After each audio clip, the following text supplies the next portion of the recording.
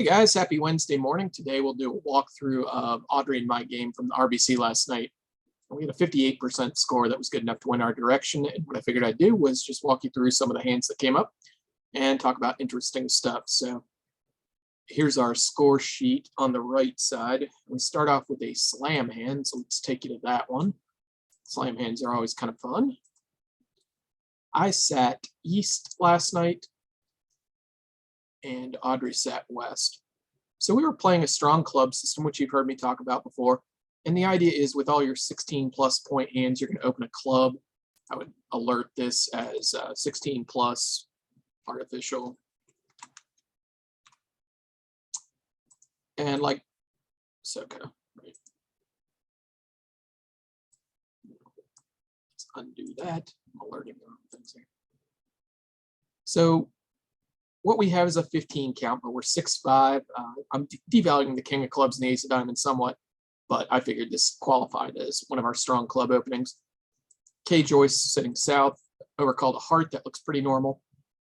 And then what Audrey and I play is that with enough to game force to just bid naturally, and that doubles would show some values, but not enough to force to game, something like 6 to 7, 5 to 8, somewhere in that range is what double would mean here. It wouldn't be a traditional negative double. But anyway, she's got 5 spades and enough to game force up to 16 points. She bid a spade, and we kind of were off to the races here. As East, I'm concerned about the ace king of spades and the ace of clubs. Turns out we have a convention for that, so I just went ahead and bid Blackwood, and we got to the really good 6 spades here for 95% of the match points.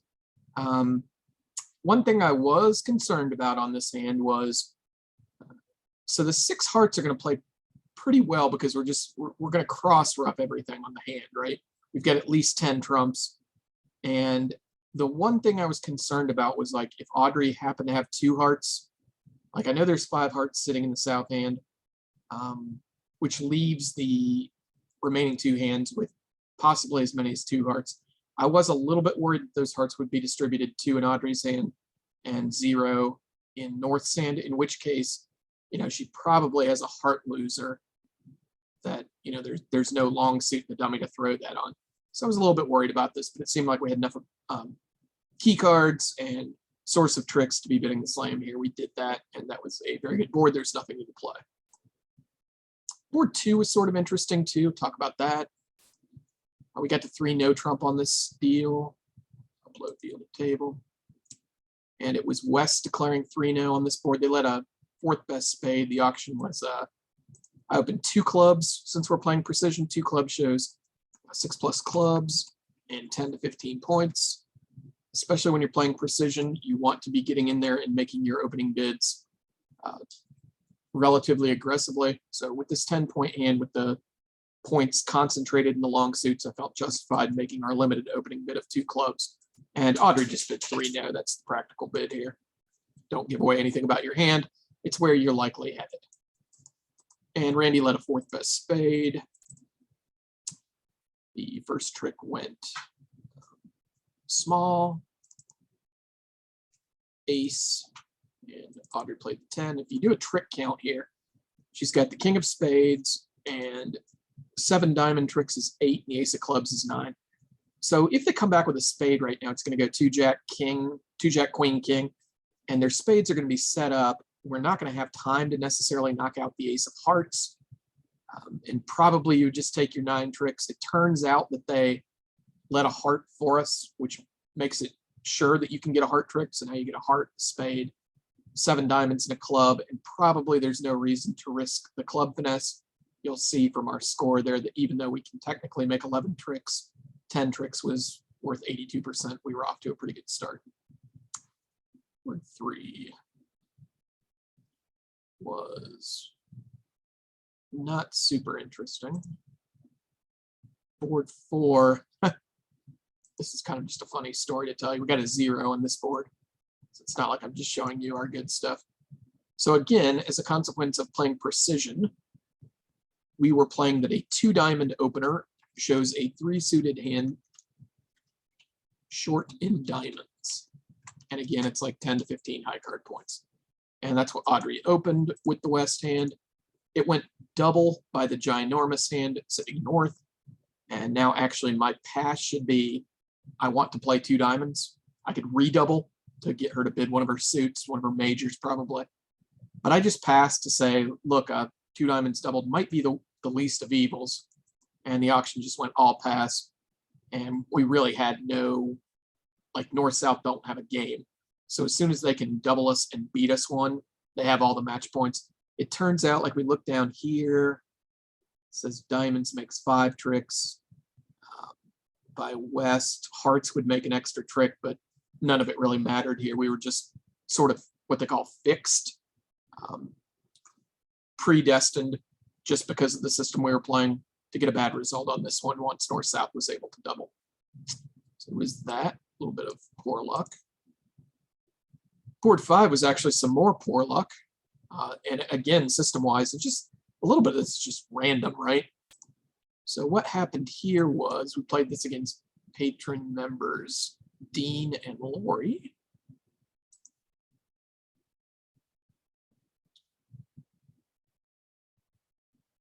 It went pass by North. If you wanted to open a spade on that hand, I wouldn't quibble necessarily. Against that, you're red on white, but 5-5, you can normally be pretty aggressive. So I'll show you, first of all, what happens at other tables probably, is that, they bid 2 no trump with the 21 balanced, and it's probably just going to go past 3 no trump. If I were on lead with the South hand, I would definitely lead a major against this auction. Anytime the opponents like get to 3 no trump and have shown no interest in a major, and I don't have like a standout lead in a minor, I'm going to tend to lead a major. And from dead cards, I'm going to tend to lead my shorter major, actually, in the hope of hitting partner's length, particularly if I don't have a whole lot of high card points, such that I can predict that partner has some high card points and maybe we can set up his suit. So if they had this auction against me, I would lead the 9 of spades. And you'll see what that allows East to do is actually set up a club trick, right? So you can end up scoring 3 clubs, 3 spades, 3 diamonds, and you can even safely lead a heart to the king at some point in the end game. I think that's true. And take 10 tricks. 10 tricks would have been worth 82% versus the 32% we got for 9 tricks. Again, guys, remember the contract that you're in is very often an arbitrary goal. Very often you have to take over tricks and the maximum number of tricks to get a good score. So the reason I say we were a little bit fixed on this deal is going back to the auction. Remember, we open our strong hands with a club.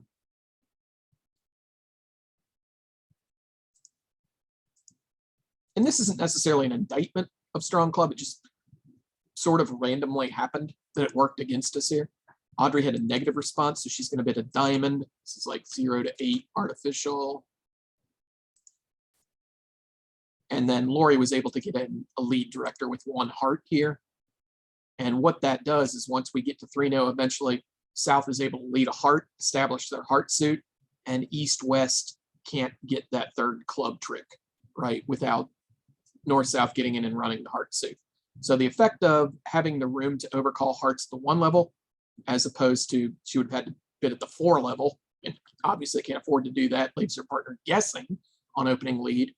The effect of her being able to profitably and economically bid hearts at the 1 level was that it held the over tricks to 0, and we ended up with a 32% on that board. And also good job here of, there might be some question about, well, with 5-5s, why didn't you bid spades first?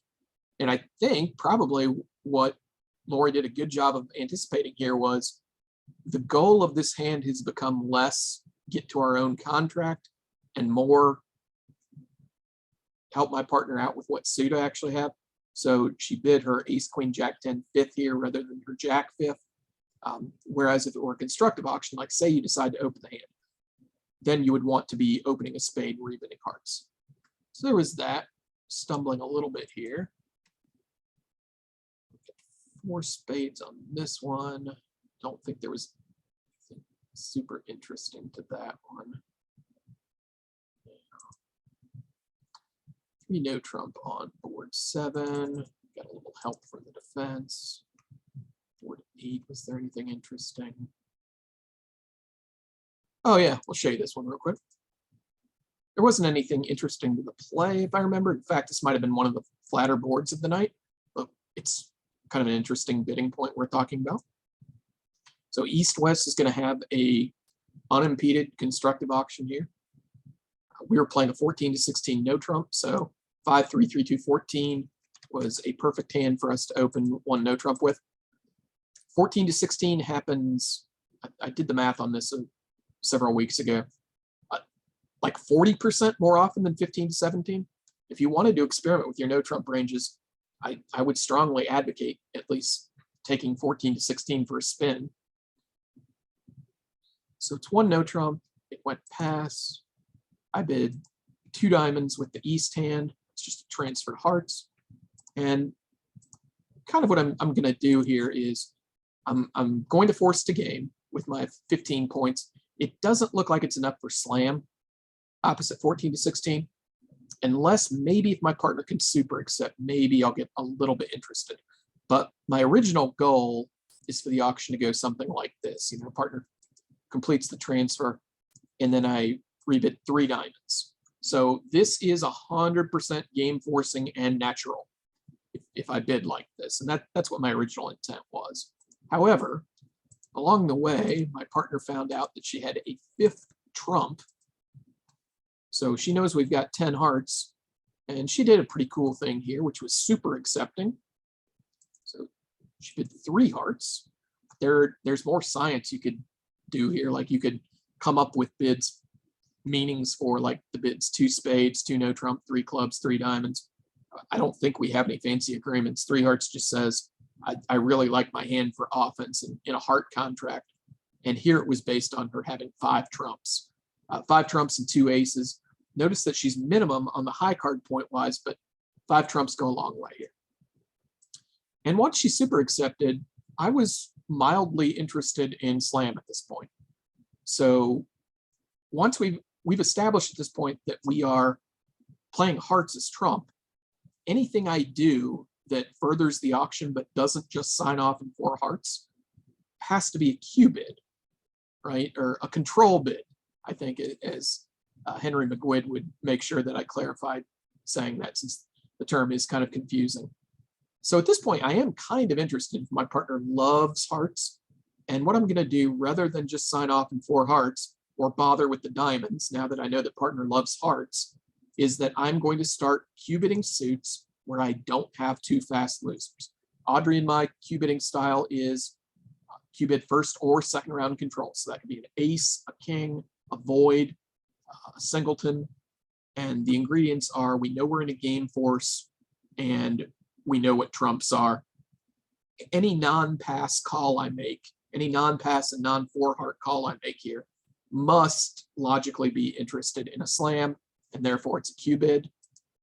We actually have a funny little toy here. We played that since East-West is never going to play 3 no trump here, like we're always going to play 4 hearts, we use a bid of 3 no trump to say not slam positive. That's what Audrey did at this point. And you might say like, well, she does have 5 trumps and 2 aces, and that's true. But remember that she's kind of already said that. So having super accepted in the first place, she bid 3 no trump here. That's like, okay, relative to what I've already told you about my hand, slow down a little bit. And at this point, I just bid 4 hearts. So I thought that was a nice little auction we had. See if there's some other fun stuff in here. Board 9, not super interesting. Board 10. Not super interesting. Some other stuff here. Oh, and we'll give a little shout out to patron member Collins Williams here. Played this hand against him. And again, the theme of like getting a little bit fixed by system here continues. North-South happened to be playing, so this is Susan, patron member Susan Gilbert, playing with Collins Williams. They were playing a weak no trump, such that with 16 balance, South actually opened a diamond at our table.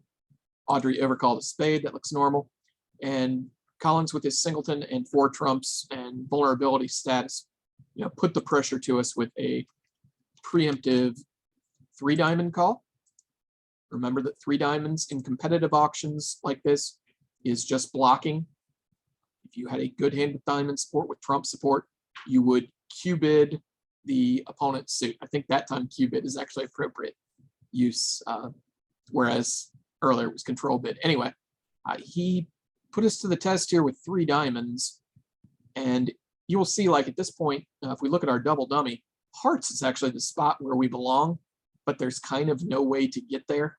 Like, we're either going to be defending diamonds or playing spades at this point, and that means that we're headed for a minus score. And you can see that the cheapest minus score, -50, which is where we eventually ended up, was only 23% of the match point. So full marks to Collins for putting the pressure on us there.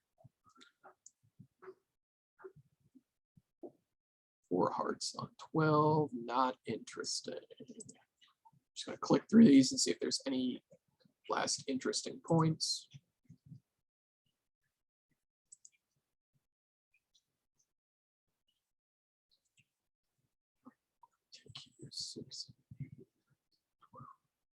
Oh, yeah, this one was pretty interesting.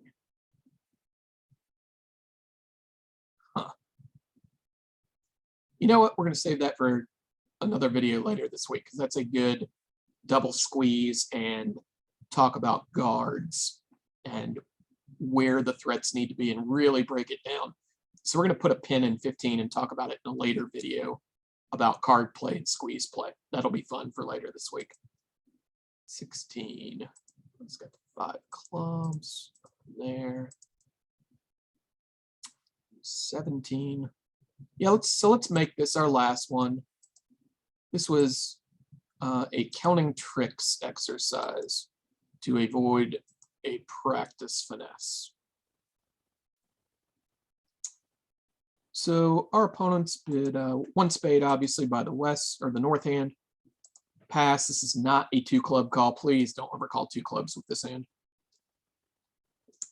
Our opponents were playing Bergen, and I think they just had a misclick. If you are playing Bergen here and you've got the south hand with 4 trumps and single raise values is like 6 to 9 points. The standard Bergen bid is to bid 3 clubs. And one little nit to pick here, if you are playing Bergen, say, the correct way to self-alert this is 4 plus trumps, 6 to 9 points, something like that, as opposed to typing in Bergen. Okay, it's never the name of the convention.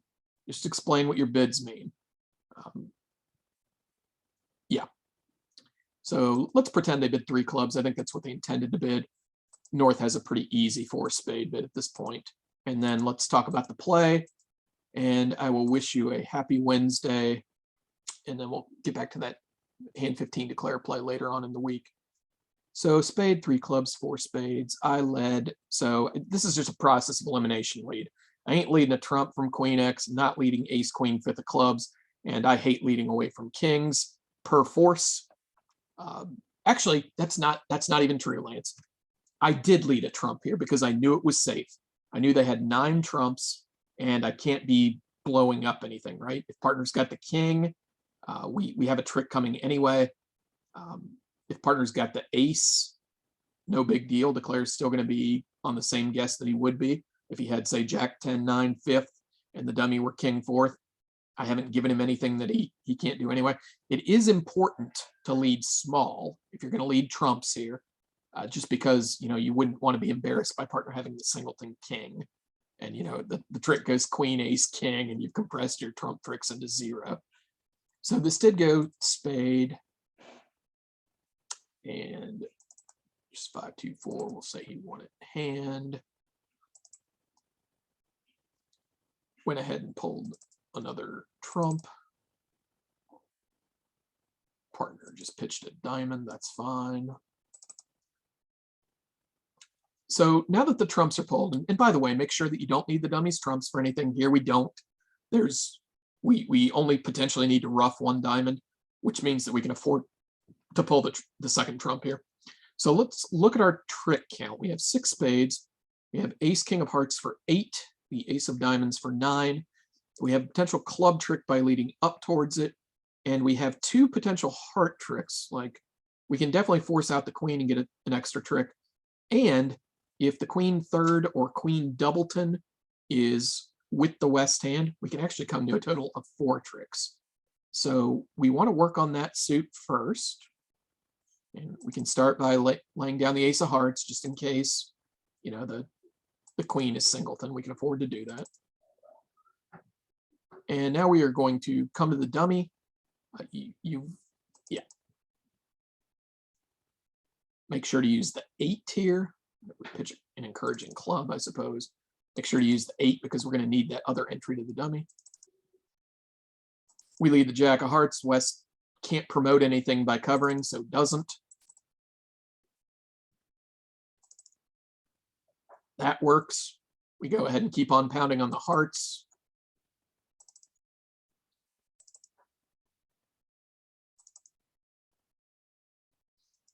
And now what we've established is the 10 of hearts in the dummy as, let's see, trick number 6 in the bank. 3 spades is 9. The 10 of hearts is 10. The ace of diamonds is 11.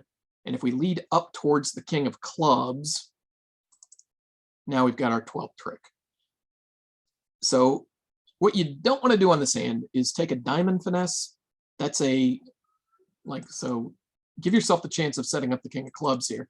And now you've just got 12 tricks. Notice you don't have to take that diamond finesse. Taking a diamond finesse on this hand amounts to what's called a practice finesse, where if it works, you're not getting any extra tricks. And if it doesn't work, you take 1 fewer trick than you might have otherwise. I don't bring this up so much to beat up anyone, but let's look at the score slip here. Like, everybody's in 4 spades, except there was 1 pair that only made it to 3. But look at the difference between 480 and 450 here. It's half the match points versus 10% of the match points.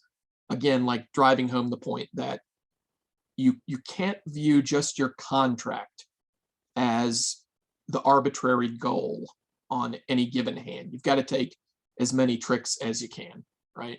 And the score slip bears that point out. So later on in the week, we'll tackle that hand 15 because I think it's super fascinating from a declare play perspective. Another thing I wanted to talk about was, this is just a reminder, just like a roll your eyes life coach thing, but I was listening to some videos of Jerry Helms doing a postmortem for club games, kind of like what I'm doing here. And he came up on a hand where your partner to open the bidding, right hand opponent overcalls a spade, and you had some ridiculous holding like king, queen, 10, 9, 6th of spades, and an outside ace. And the idea with that hand is to pass. Partner reopens with a takeout double, and you pass and defend 1 spade doubled. But it brings up a higher theme in that, remember that the goal of bridge is to get as many match points as you can on a deal. And you can get those match points by declaring or defending. The goal of a bridge hand, sometimes people get short-sighted or tunnel vision into thinking it's to bid the hand correctly. Now, certainly that's one of the ways that you can get a good score. But, you know, in a situation like that, the opponents are just begging to be penalized in 1 spade. You've got to shift your thinking away from the goal being to describe your hand so that your side can declare, and shift that mindset towards, I want to beat all the other pairs who held my cards. Just remember that that's always the goal. So I hope you guys have a happy Wednesday. I hope you enjoyed this quick review of last night's hands. We'll get to that declare play 15 hand later on. Let me know in the comments if there's stuff you want to see covered, because I can always use material, and I get lonely without people commenting. I have no idea if I'm doing a good job or not, and I'm not quite young enough to be a millennial, so I don't need that constant feedback. But, you know, the pandemic's been a little hard on the old teach because there's no audience to gauge whether some of this stuff is coming home or not. Anyway, have a happy Wednesday, guys. Happy rest of your week. See you Thursday night at the RBC game, and I will talk to you soon. Later on.